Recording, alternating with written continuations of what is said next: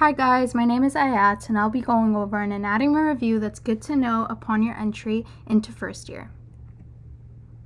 Anatomical position is a specific position that exists so that we can describe and reference where specific structures are. This is the position that we assume when giving any description of the human body. Here are a couple of directional terms you should be familiar with in nursing. So superior is above, opposed to inferior, which is below. Medial is in the middle, where lateral is towards the sides. Proximal means closer to an area, where distal is further from an area. Superficial is on the outside, while deep is on the inside.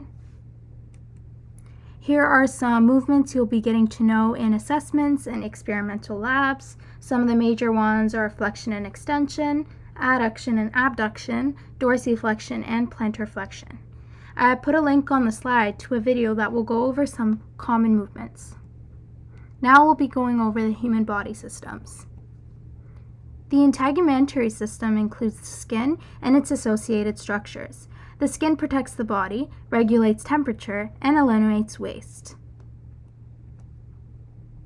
The skeletal system includes bones, joints, and cartilage. This system protects the body and aids the body in movements.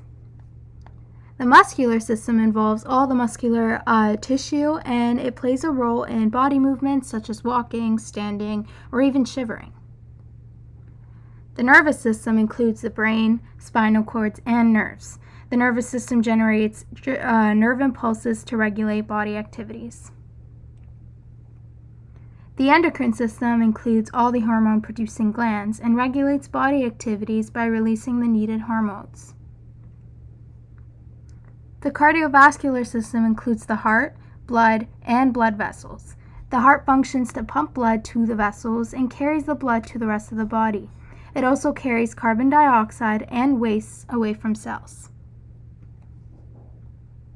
The lymphatic system contains the lymphatic fluid and vessels, spleen, thymus gland, thymus nodes, and tonsils. It also includes B cells and T cells that carry out immune functions.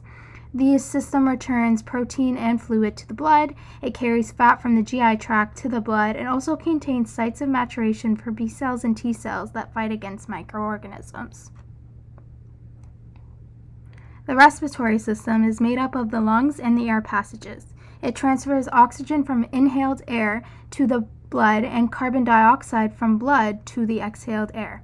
It also carries some other functions involving balance.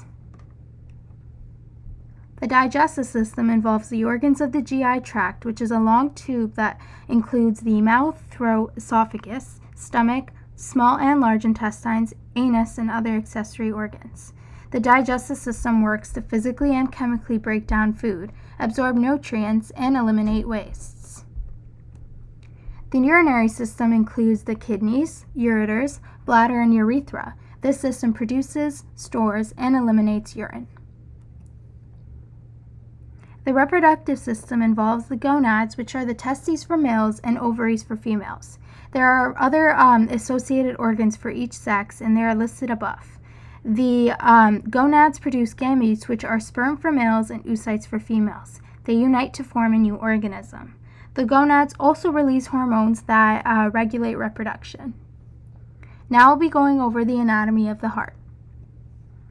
This diagram illustrates the components of the heart. It includes the atria, the ventricles, the valves, and the most important blood vessels. The next slide goes over the passage of blood through the heart. Oxygen-poor blood is returned from the body to the heart by the superior and inferior vena cava, and it is emptied into the right atrium.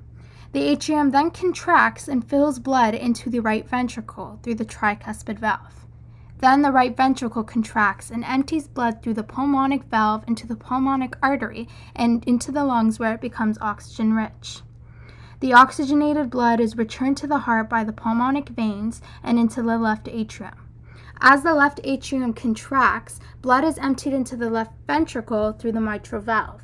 Then the left ventricle contracts and blood flows through the aortic valve and into the aorta. The aorta then supplies blood to the rest of the body, and this whole process repeats itself again and again. That is the end of my anatomy review. Thank you so much.